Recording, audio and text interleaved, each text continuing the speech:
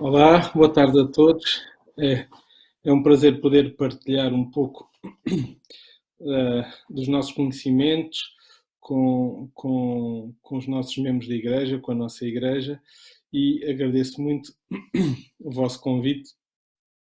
A Igreja de Setúbal é uma igreja que eu conheço muito bem, tenho bons amigos de longa data nesta igreja e pertencemos aqui ao mesmo distrito. Eu sou membro da Igreja do Barreiro e, portanto, partilhamos muitas coisas porque vivemos, digamos, na mesma área populacional, no mesmo meio ambiente. Penso que iremos ter oportunidade de ver a apresentação que eu preparei para vocês. Podem ir fazendo as perguntas que quiserem, podem colocar questões e eu vou tentar responder da melhor maneira que souber às questões que vocês colocarem. Penso que podemos então começar. Muito bem. O tema que eu vou falar convosco hoje é a questão do burnout. O burnout muitas vezes é usada a palavra esgotamento como um sinónimo desta condição, digamos assim, desta situação que afeta várias pessoas. Se nós formos ver nos manuais de medicina, não existe um diagnóstico médico, digamos, de burnout. Mas sim temos algumas referências nos manuais de classificação. Eu peço que mostrem novamente a apresentação. Não é um diagnóstico médico, podemos avançar. E na última revisão que este manual de classificação e dos diagnósticos médicos, cuja última versão é a versão 11, que foi elaborada em 2020, refere que o burnout é um problema associado ao emprego ou com o desemprego e que é um fator que pode influenciar o estado de saúde ou que pode levar a que as pessoas tenham que se dirigir aos cuidados de saúde. Neste manual é definido como um síndrome que resulta da gestão inadequada do stress laboral crónico. Portanto, é algo que é muito específico, digamos, do contexto laboral. É o contexto laboral ou contexto ocupacional e que não deve ser usado para descrever outras situações. Há muitos sintomas que são comuns entre o burnout e, por exemplo, a depressão, por exemplo, as perturbações da ansiedade e por aí fora, e deve sempre que seja possível tentar distinguir e perceber qual é a razão para que aquela pessoa apresente aquela sintomatologia e aqueles sintomas que nós vamos poder ver mais à frente. Podemos avançar. Eu trago-vos aqui uma série de perguntas que podemos fazer para que nos dão algumas pistas se nós estamos numa situação de burnout ou não.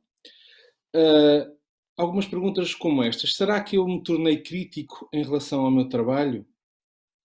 Será que eu arrasto-me até ao trabalho e tenho dificuldade em começar a trabalhar? Tornei-me impaciente ou estou irritado com os meus colegas de trabalho ou com os clientes ou com as pessoas que contactam comigo no trabalho? Falta-me energia para ser produtivo de uma forma consistente? Tenho dificuldade em concentrar-me no meu trabalho? Não fico satisfeito com os resultados que alcanço? Sinto-me desiludido em relação ao meu trabalho? Será que eu uso a comida, a bebida, alguns medicamentos ou algumas drogas para me sentir melhor ou simplesmente para não sentir nada porque as coisas no meu trabalho não estão a correr bem? Será que os meus hábitos de sono mudaram na sequência desta fase que eu estou a passar na minha vida? Será que eu tenho algumas queixas físicas, como dores de cabeça, problemas intestinais, dores de estômago ou outras queixas que estão associadas a este período em que eu durmo mal e em que eu respondo sim a algumas destas perguntas que eu deixo. Se nós respondemos a várias perguntas destas com um sim, é provável que nós possamos estar a viver, digamos, um período de burnout, um período em que a nossa relação com o trabalho não está a ser a mais saudável e isso nos está a trazer problemas de saúde. Podemos avançar. Existem vários fatores que podem predispor uma pessoa a encontrar-se numa situação de burnout. Alguns deles eu vou falar aqui. Um deles é a forte identificação com o trabalho. Portanto, uma pessoa para quem o trabalho ocupa o papel ou o papel principal na sua vida e, portanto, a pessoa está muito implicada no seu trabalho, podendo, de alguma forma, descurar outras partes da sua vida. Outro ponto é haver uma workload ou uma carga de trabalho, traduzindo desta maneira, elevada e um excesso de horas de trabalho. Isto tem cada vez mais, e neste contexto de pandemia, é algo que as pessoas que vão às consultas nos falam, é a dificuldade em gerir o seu tempo de trabalho estando a trabalhar a partir de casa em teletrabalho. Um desses casos dizia-me que deu por si às 2 da manhã a enviar e a receber mails de colegas que estavam também a essa hora a trabalhar e que não era um horário das 9 às 5, habitualmente, mas que nesta situação estariam a não conseguir gerir bem as horas de trabalho em casa e por isso estariam às 2 da madrugada a trocar mails sobre as tarefas de trabalho que estavam a fazer e queriam fazer no dia seguinte. Não saber dizer não, também, é algo que nos pode predispor ao burnout. Tentar fazer tudo, agradar a toda a gente no nosso meio laboral. Trabalhar numa profissão que pode ser apelidada de ajuda, como, por exemplo, profissionais de saúde, pastores, etc. Uma profissão em que o foco é o contacto com outras pessoas e ajudá-las nos seus problemas. Ter também pouco ou nenhum controle sobre o trabalho, ou seja, todas as tarefas que nós desempenhamos não são definidas por nós. A maneira como as desempenhamos também não é, na sua maioria, controlada por nós, nem definida por nós, e isso também é um fator predisponente para o burnout. E ter, digamos, um trabalho monótono. Estas são características que muitas vezes não estão, digamos, na mão do trabalhador de poder modificá-las. E digamos que são pouco dependentes da nossa intervenção como trabalhadores ou como colaboradores numa empresa. Mas existem outros fatores que também predispõem ao burnout, mas que estão mais relacionados com aquilo que nós somos e da maneira como vivemos. Alguns traços de personalidade têm uma maior predisposição para ter burnout. E um deles é o perfeccionismo. O perfeccionismo, que pode ser muito útil e muito apreciado e muito eficaz, digamos assim, em determinadas profissões, em determinados contextos, quando em determinadas situações e circunstâncias pode deixar de ser uma mais-valia e passar a ser, digamos, um problema de saúde. Vou-vos dar um exemplo. Um dos fatores que contribui para a insónia, um determinado tipo de insónia, nas pessoas que têm perturbações do sono, é serem perfeccionistas. Porque muitas vezes deitam-se tentando controlar o seu sono. E se há coisa que o sono não gosta de ser, é controlado. E, portanto, é aquela pessoa que se deita, olha para o relógio e diz: já só vou dormir 7 horas e se não conseguir dormir 7 horas, amanhã não vou conseguir fazer aquilo que me predispus a fazer e agora já só vou dormir 6 horas e meia e agora já são 6 horas e acaba por não dormir porque tem digamos, o seu programa todo controlado, todo bem estabelecido e esta tentativa no fundo é uma tentativa de perfeccionismo no controle do sono, não permite que a pessoa possa ter um sono reparador e um sono em quantidade e em qualidade adequadas. Mas continuando, para além do perfeccionismo, temos outras características que podem contribuir para o burnout. Ter uma visão pessimista do próprio ou do mundo que o rodeia, do emprego, da sua família, da sociedade onde se encontra, por exemplo. A necessidade de estar em controlo e ter relutância em delegar, em alguns cargos, em algumas funções laborais, existe esta necessidade algumas pessoas têm esta necessidade de controlar todas as tarefas que estão na sua órbita, digamos assim, e têm muita dificuldade em delegar algumas responsabilidades em colegas de trabalho. E, por fim, ter uma personalidade tipo A não é, digamos, a escala ou a classificação de personalidades mais recentes, mas a personalidade tipo A, uma pessoa que é muito, muito produtiva, muito focada nos seus objetivos, em que exige de si e dos outros também, por vezes, ter um papel forte de produção, de eficácia e eficiência no atingimento dos seus objetivos laborais, neste caso. E, portanto, neste conjunto de fatores, com características que são do trabalho onde estamos e características da personalidade, daqui surge, digamos, as condições que podem levar uma pessoa a entrar em burnout.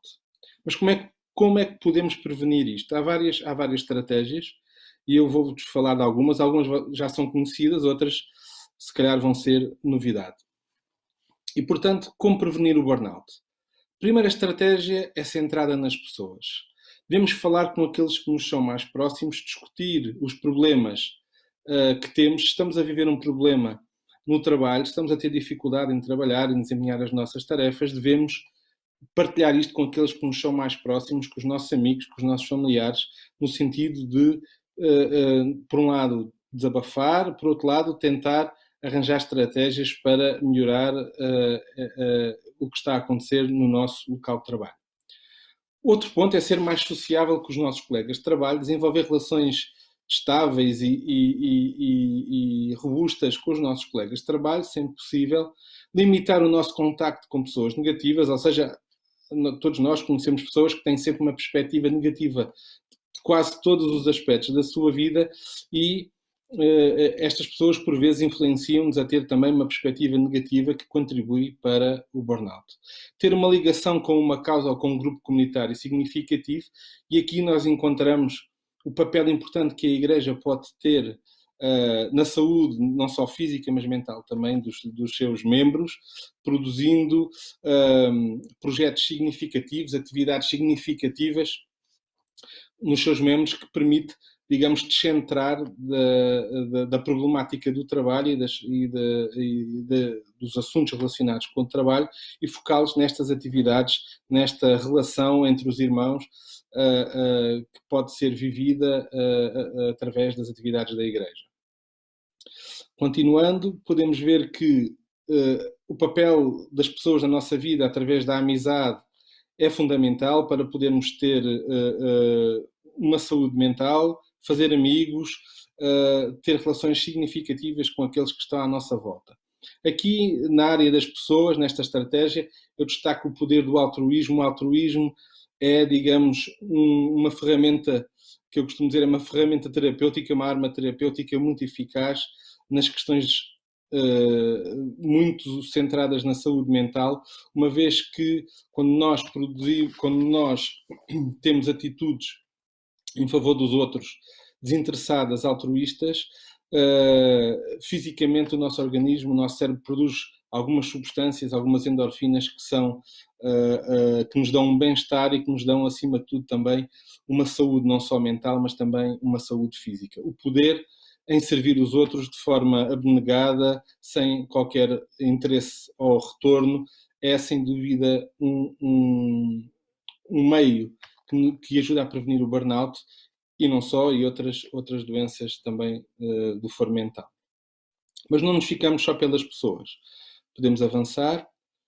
Devemos também reformular a nossa visão em relação ao trabalho. Tentar encontrar valor no nosso trabalho, naquilo que fazemos, nas pequenas tarefas que fazemos. Podemos não trabalhar numa área seja muito relevante, mas se nós fizermos o nosso trabalho com qualidade, com brio, com ética, nós podemos certamente atribuir valor àquilo que nós fazemos. Procurar também um equilíbrio entre as diferentes áreas da nossa vida, não só o trabalho, a família, os nossos hobbies, a igreja, e conseguir conciliar e atribuir valores em termos de tempo diário para cada uma delas, mas com equilíbrio e com, digamos, sabedoria, para que não possamos cair nesta situação do burnout. E aprender também a fazer pausas, não só nas férias, não só nos fins de semana, e aqui realce que o sábado tem um papel importantíssimo na prevenção do burnout, uma vez que um dia por semana nós somos convidados a parar as nossas atividades laborais e a poder estar juntamente com Deus, juntamente com os nossos irmãos e com a nossa família, e este é sem dúvida um ponto importante na prevenção do burnout, naqueles que têm um dia de guarda, como os adventistas do sétimo dia têm, guardando o sábado. Mas, continuando, não ficamos só aqui nesta questão, devemos também parar um pouco e reavaliar as nossas prioridades. Estabelecer limites. O nosso trabalho ocupa determinado tempo ou determinada área da nossa vida e o resto deve ser distribuído com equilíbrio. Devemos fazer pausas diárias da tecnologia. Não só a tecnologia que nos permite estar a desempenhar as nossas tarefas laborais, mas também com a tecnologia das redes sociais, de navegar na internet, que contribui para que exista, mas isto é um tema para outra reunião, que contribui para que exista uma determinada fadiga intelectual ou fadiga cerebral devido ao tipo de estímulo e de conteúdo a que somos expostos nas redes sociais, mas isso fica para outro assunto. Portanto, mas ter controle sobre o tempo que estamos expostos à internet e que estamos expostos às redes sociais. Continuando, podemos ver que devemos desenvolver o nosso lado criativo, que está muito associado com o ponto 4, que é ter tempo de relaxamento. Poder ter hobbies, muitas vezes ajuda-nos a relaxar, ajuda-nos a desfocar das preocupações relacionadas com o nosso trabalho e com outras preocupações em relação a outras áreas, e poder ter um tempo em que nos focamos a fazer uma atividade criativa, pode ser pintura, pode ser ponto cruz, pode ser fazer qualquer tarefa, de preferência manual, e que exige a nossa concentração nessa tarefa. É algo que nos pode ajudar a desenvolver o lado criativo e nos pode ajudar a prevenir o burnout. Portanto, desenvolver o nosso lado criativo e utilizando isso como uma estratégia também de relaxamento. E por fim, temos aqui nesta área o último ponto, dormir em quantidade suficiente. Bom, se fôssemos falar do sono, tínhamos que ficar aqui muito mais tempo. Dava para, se calhar, uma semana de conferências sobre o sono, mas o sono é essencial em todas as áreas da nossa saúde, nos nossos processos metabólicos, nos nossos processos hormonais, nos nossos processos imunológicos e por aí fora, no nosso bem-estar físico e emocional e mental, e portanto o sono é algo que não deve ser negociável no nosso dia-a-dia. E nós, na sociedade hoje em dia, temos muito por hábito, quando temos mais coisas para fazer, mais trabalhos para fazer, o que fazemos é encurtar as horas de sono para que possamos acomodar mais tarefas no nosso dia-a-dia. Vamos continuando a ver estratégias e nada de novo, isto que eu vos estou a trazer, o exercício físico deve ser uma prioridade na nossa vida, porque diversos estudos, muitos estudos têm sido feitos nos benefícios do exercício físico, e nós sabemos que na prevenção da depressão, da ansiedade, do burnout, do stress, o exercício físico é uma componente essencial. Deve ser feito, se possível, diariamente. Se não for possível diariamente, que façamos pelo menos uma vez por semana, sendo que o ideal seria pelo menos 3 vezes por semana ou então diariamente. O exercício físico sozinho, em grupo, é algo que nos ajuda não só a ter uma saúde física, mas também a ter uma saúde mental. E no fundo, isto que eu estou a dizer resume-se àquilo que é o estilo de vida que a Igreja Adventista do Sétimo Dia propõe através do New Start, destes 8 princípios de saúde que todos nós já conhecemos e, portanto, eu acredito que nada disto que eu disse foi muito novo em relação a estas estratégias. E, portanto, nós sabemos que o estilo de vida é importantíssimo, não só na saúde física, mas, acima de tudo, na saúde mental. Mas eu lanço uma pergunta. Será que Deus tem alguma estratégia que nos propõe para nós podermos vencer o burnout? Qual será o papel de Deus na nossa vida na prevenção do burnout?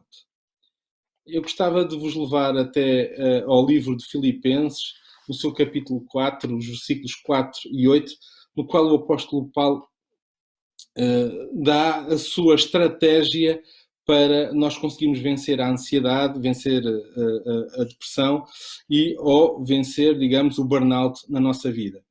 Digamos que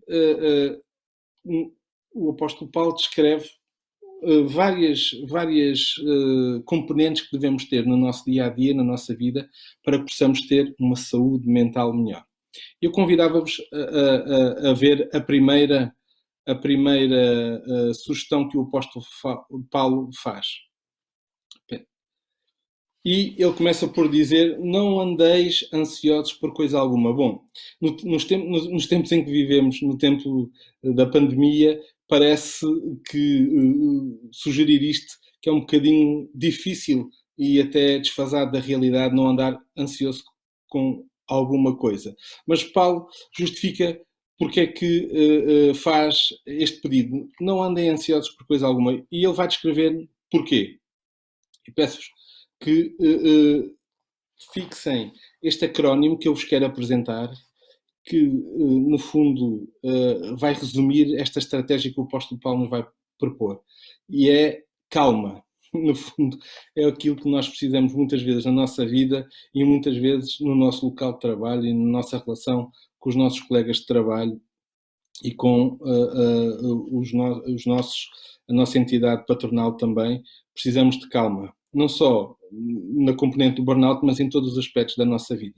E este acrónimo, a primeira letra, significa, peço-vos que projetem, celebrar a bondade de Deus. E o apóstolo Paulo diz, podemos avançar para o slide seguinte, o apóstolo Paulo diz: alegrem-se sempre no Senhor. Direi novamente, alegrem-se. Portanto, a alegria, o prazer de viver, o prazer de partilhar a amizade, ter relações significativas, ter uma família, ter um trabalho, ter coisas boas na nossa vida, deve ser vivido com alegria. Não podemos deixar que, ou devemos evitar a todo custo, que as situações, as circunstâncias da vida nos deixem tristes. É claro que vamos passar por circunstâncias, umas melhor, outras pior, e que certamente vamos ter períodos em que vamos ficar tristes. Mas o desafio que o apóstolo Paulo nos faz é: alegrem-se. Apesar das dificuldades, alegrem-se no Senhor, porque para ter uma vida cristã, ter uma vida cheia de saúde, cheia de sabor, é preciso que exista alegria. Mas o apóstolo Paulo continua, e nós podemos ver que certamente algo que estava subjacente a esta sugestão do apóstolo Paulo era que nós temos um Deus que foi o Criador dos céus e a terra. E sempre que estamos a necessitar de socorro, como Davi encontrou muitas vezes ao longo da sua vida, ele levantava os seus olhos para os montes e perguntava: de onde é que vem o meu socorro? E ele sabia que o socorro vinha do Senhor que fez os céus e fez a terra. E Deus também quer que nós o procuremos quando estamos em situação de burnout, colocar nas suas mãos as nossas dificuldades. E Davi, em muitas situações, passou por grandes dificuldades, mas ele sabia que Deus estava à sua espera. E no Salmo 51, peço que ponham o próximo slide, por favor.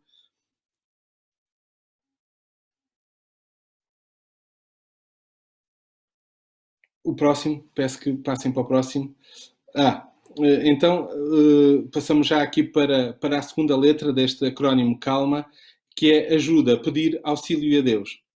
E aqui nós sabemos que Davi muitas vezes recorreu a Deus, e podemos avançar para o próximo slide, recorreu a Deus suplicando a sua ajuda e a sua intervenção. E o apóstolo Paulo sabia também que em tudo, pela oração e súplica, graças, nós devemos apresentar os nossos pedidos a Deus. Não devemos separar a nossa vida em gavetas em que Deus faz parte da nossa vida da igreja, até faz parte em alguma parte da nossa vida familiar, mas no nosso trabalho nós colocamos Deus fora. E dizemos que trabalho é trabalho e religião é religião e Deus não entra na nossa esfera laboral, digamos assim. E não devemos fazer isto. Em todos os aspectos da nossa vida, nós devemos permitir que Deus intervenha e devemos colocar nas mãos de Deus. E Davi sabia que no Salmo 50 ele descreve que Deus lhe disse, e assim como diz a cada um de nós, clama a mim num dia da angústia. E Deus promete que nos vai livrar dos problemas e nós depois disso poderemos honrar o seu nome e honrar a sua ação na nossa vida. Mas o apóstolo Paulo continua e neste acrónimo nós conseguimos perceber, podemos passar à letra seguinte, ao L, que é leva e entrega as tuas preocupações nas mãos de Deus. Muitas vezes nós temos uma estratégia e peço que ponham a imagem seguinte.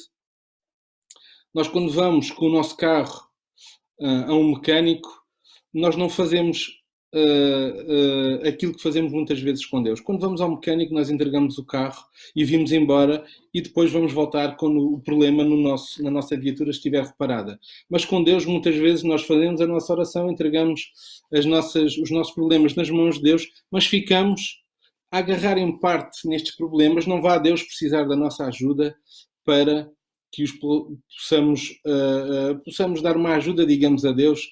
Pode ser que Deus tenha dúvidas e necessite do nosso apoio para resolver aquilo que são os nossos problemas e ficamos agarrados a segurar em parte destas coisas e não colocamos totalmente estes problemas nas mãos de Deus. E Paulo sabia que era necessário ter uma fé na qual aquilo que depositamos nas mãos de Deus fica totalmente entregue neste Deus que é Criador do Universo e que está habituado a resolver todo o tipo de problemas, por mais complicados que eles sejam. Podemos avançar com a ação de graças. Irmãos, se nós não tivermos gratidão no nosso coração, nós não vamos conseguir vencer o burnout ou vencer vários problemas de saúde. Sabem, no nosso coração não é possível a gratidão e a ansiedade coabitarem ao mesmo tempo. À medida que aumentamos a gratidão no nosso coração, a ansiedade vai diminuindo e os problemas vão se resolvendo e sabemos que Deus está ao nosso lado e nos vai ajudar, quer o problema seja na nossa família ou seja no nosso local de trabalho. E avançando, Paulo depois sugere que nós meditemos em coisas boas. E que coisas boas são estas que ele sugere? Nós podemos ver que aquilo que Paulo nos indica que deve ocupar o nosso pensamento é tudo aquilo que é verdadeiro, tudo aquilo que é honesto, tudo aquilo que é justo, tudo aquilo que é puro, tudo aquilo que é amável, tudo aquilo que é de boa fama, em tudo aquilo que há virtude, em tudo aquilo em que podemos dar louvor, é nisso que o nosso pensamento deve repousar. Nós não podemos esperar ter uma saúde mental se passamos a maior parte do nosso tempo a ser expostos a conteúdos que são o oposto daquilo que acabámos de referir. Conteúdos negativos, conteúdos que, em vez de melhorarem o nosso estado, agravam a nossa situação, agravam a maneira como nós nos sentimos no dia a dia.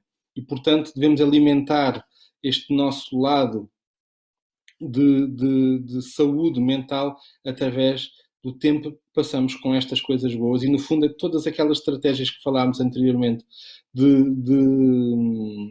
prevenção do burnout assentam nestes pontos que o apóstolo Paulo acabou de referir. Estamos a chegar perto do fim deste acrónimo da calma. Já vamos falta só uma letra, falta só o último A, e o último A é composto por aquilo que eu acho que é algo que Deus nos convida a fazer. Em Miqueias 6:8 nós podemos ler, e aquilo que Deus quer que nós façamos é que andemos humildemente com o nosso Deus cada dia. E esta noção de andar humildemente, para mim, transmite uma sensação de tranquilidade, de calma, de constância, de um ritmo tranquilo, mas constante na companhia do nosso Deus. E esta calma que deve abundar e deve estar presente em todas as áreas da nossa vida, só vem se nós caminharmos em todos os componentes, em todas as áreas da nossa vida e também na área do nosso emprego, na nossa área laboral, se caminharmos humildemente cada dia com o nosso Deus. Portanto, a estratégia que Paulo nos indica é a estratégia da calma. E esta calma vem desta celebrar a bondade de Deus, pedir auxílio a Deus quando temos problemas, nomeadamente no trabalho, de levar e entregar as nossas preocupações nas mãos de Deus e deixá-las completamente nas suas mãos, meditarmos em coisas boas quando não estamos a trabalhar, e andar humildemente com o nosso Deus em todas as áreas da nossa vida. Digamos que, para além das estratégias do nosso estilo de vida, nós devemos também aplicar esta estratégia de prevenção do burnout, esta estratégia espiritual, de forma a termos uma saúde mental e, consequentemente, uma saúde física melhor.